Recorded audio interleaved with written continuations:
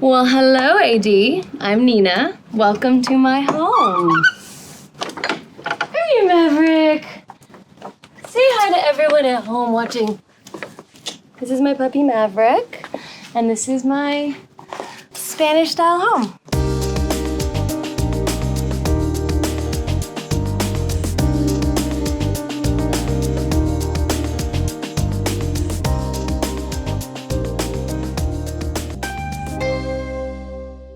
So it was really important to me because the house is from the 1920s. I wanted to pay respect to the original architecture and the Spanish style influence. And even though we were redoing certain things, I wanted to use materials that were organic and felt like they could have belonged in the home before, while still refreshing and giving the house a facelift. So I've had this home for about 5 years, and the house used to actually be like a yellowy mustard color, which was very typical for a lot of Spanish-style homes, but I'd always wanted to paint it white, and for the first time, I found myself having no excuse. And my boyfriend and I painted the whole exterior of the house ourselves, and it took forever. Let's just say on day 1 or 2, we were really excited, and then by day 3 or 4, and then into the first month, I was like, what have I gotten myself into? But it turned out beautiful, so I'm happy I did it.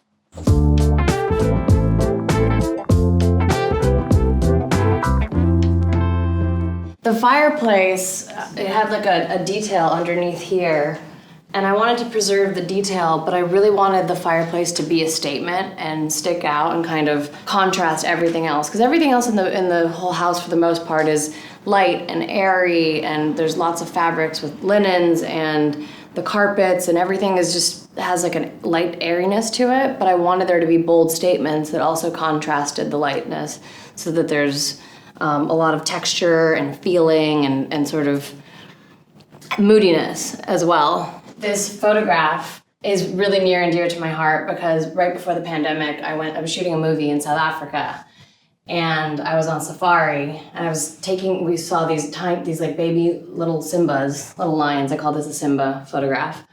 So we saw these Simbas. I was taking photos on my iPhone thinking I got the best shot ever. I thought it was so cool, and I was so happy. And then I looked over to my right, and there was a professional photographer who took the exact same photo from the same vantage point.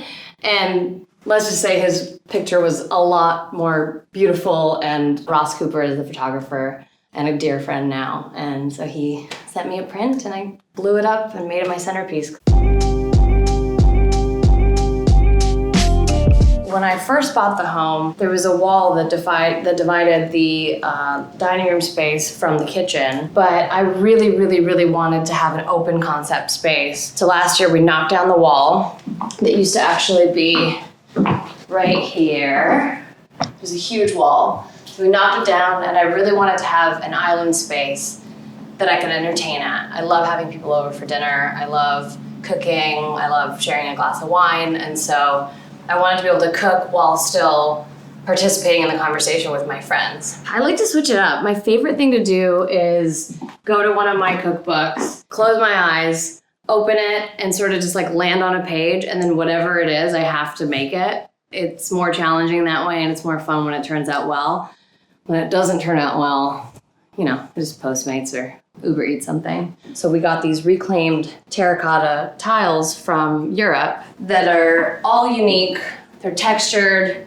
Some have a lot of imperfections, which I kind of love. Like, it's been lived in, and it feels European. And I'm from Europe, so I wanted to have that I wanted to also bring in my heritage a little bit.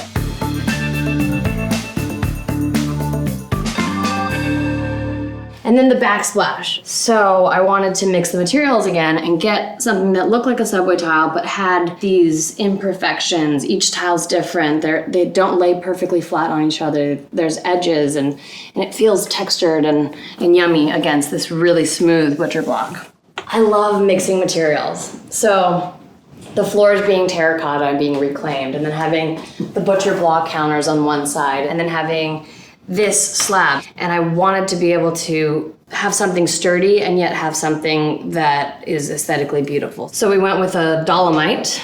It's very textured. It's not smooth. It's not super polished. It's got a honed finish on top. So that allows for it to feel like yummy and kind of, I don't know, sometimes I like to just lay on it. It's really nice to lay on.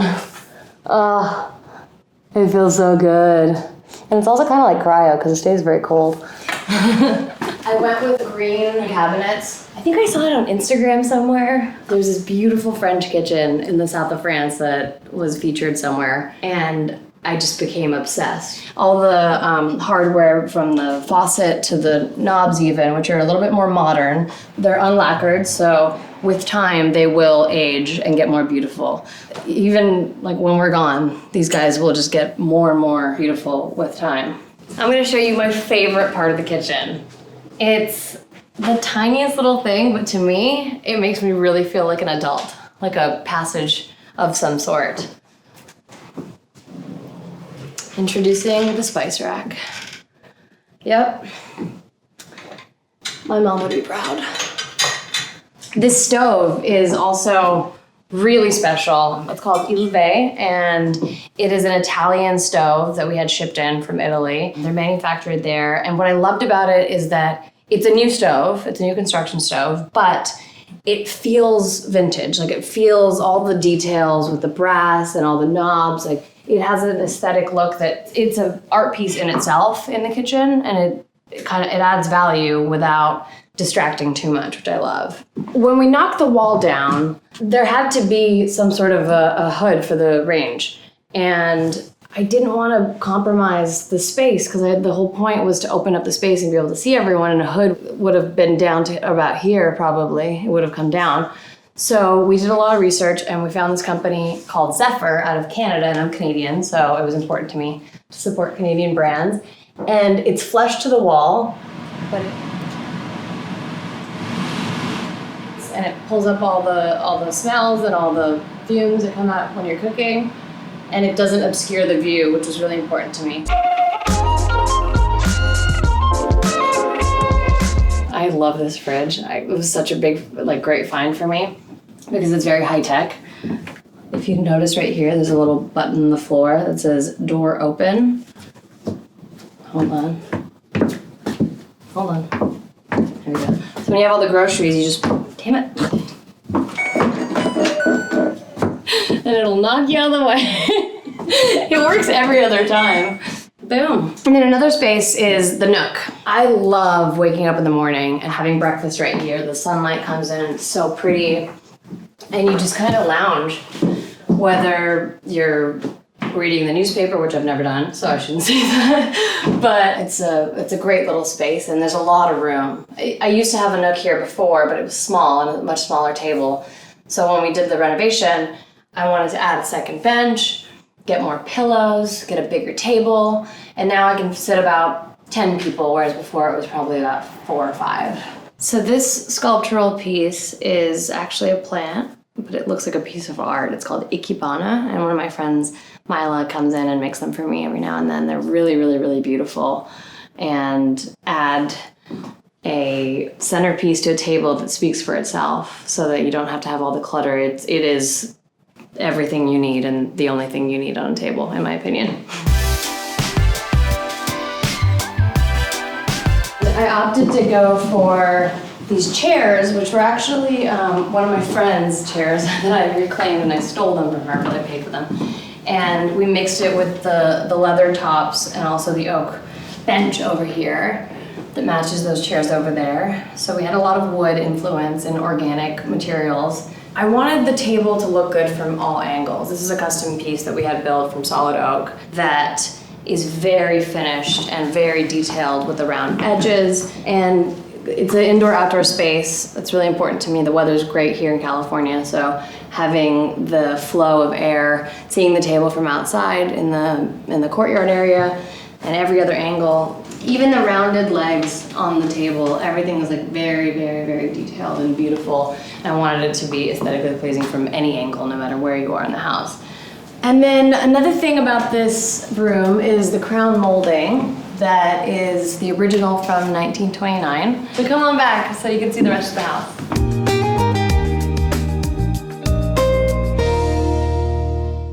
So this guest bedroom is kind of like the rest of the home. I wanted it to be inviting and feel welcoming and have someone feel like they were in their own home.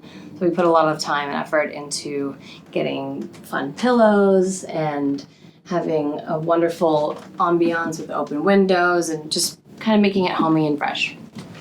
As you can hear, all the floors are very creaky. It's squeaking a lot, and that's mainly because all the wood floors in the home are also original from the 1920s.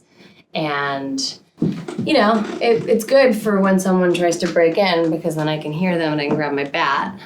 It's very helpful for that. But someday when I have kids, they're really going to hate it because, you know, they won't be able to sneak out of the house as easily as I did when I was growing up. So my room is similar to the other room. It's open, light, airy, and I wanted it to feel very inviting, very jumpable. Oh, so cozy and inviting. I have this Longhorn that I actually got on a road trip a couple years back. I fell in love with it. I saw it on the side of the road. Someone was selling it, and I got a sick deal on it. And it's been the centerpiece of my bed for a really long time. I should give it a name. It doesn't have a name. It looks like a Gerald to me. Feels like a Gerald because of the jade. It's extremely heavy. It's so heavy. So it is a bit of a flight risk to hang above your bed. I was really scared, and I had, I think, 3 or 4 guys come and build something behind the wall to make sure that it's secure enough so that while I'm sleeping it doesn't fall on my head and kill me. Another original historical moment in the house that I haven't really done much to because I wanted to keep it, like you'll even see some of the tiles in this bathroom, because they're from the 1920s and they're one of a kind and you can't get them anymore. There's little cracks on the floor and there's little cracks in certain things. But something about it, the charm of it, I just fell in love with it. I didn't even want to redo it. Like I wanted to keep it like it is. It's really gorgeous.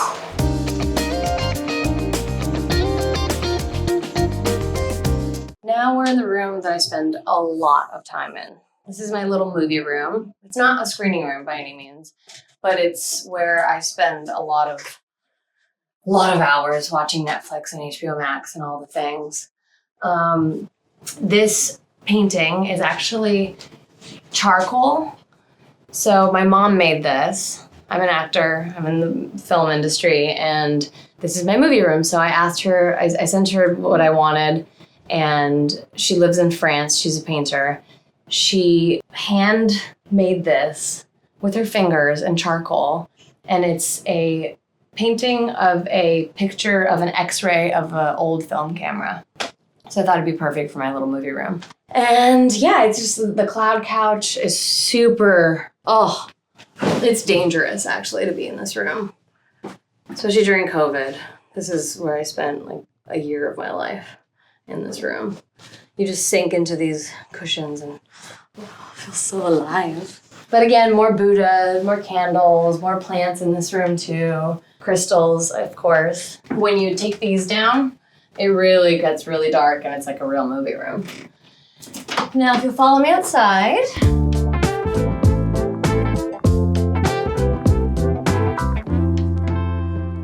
This is my little slice of heaven. When I bought the house originally, it reminded me of not California. Like it didn't feel like I was in a busy city. Plants in the bougainvillea. There's another entertaining area here. We want to have outdoor hangs with the girls, more wine nights. So I should mention, I started a wine company. It's called Fresh Fine Wine, and it's a low-calorie, low-carb, low-sugar, keto, vegan-friendly, and gluten-free wine from California. So welcome to my home. So refreshing. Actually, I'm gonna hold on to this. Let's go. So this was a pool house at the beginning of the pandemic, and I don't know, I got really antsy and I started ordering all this gym equipment because I needed to work out somehow. So I converted this whole space into a gym, and I've actually been using it a lot more than I did when it was a pool house. I've got these amazing weights. I don't know if you've ever heard of this company, but it's called Pent Fitness. They're almost too pretty to work out because you don't want to mess them up, but they're made of solid oak and have this like metal detail, and they're so pretty. This is what we do at Fresh Fine Wine. we work out while we drink. Jesus, that's heavy. Okay, so these little details are, a few years ago, I had a Coachella-themed birthday party, and that was from the party. They gave it to me afterwards. We created these like neon signs for the artist area, and then up here, I've got the Nina Cello sign that's also hanging. So it feels like you're in a nightclub while at the gym. Not really, but sometimes when the music's blasting, it gets pretty intense. And then this big old snag fridge. She's my favorite. We keep all the good stuff in here. But she's fun. She's a pop of color and continues that sort of retro energy and vibe in the home. Yeah. Not a lot of people come back here.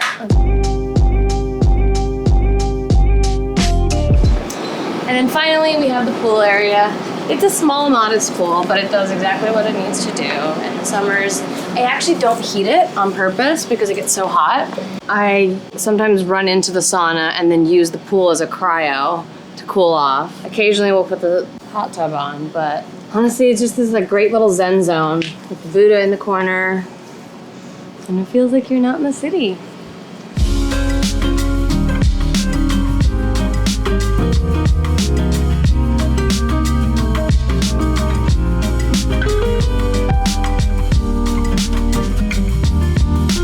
All right, AD, thank you so much for coming. This has been real fun, but wine night is starting in about 20 minutes, and I've got some girlfriends coming over, so I'm gonna have to say goodbye.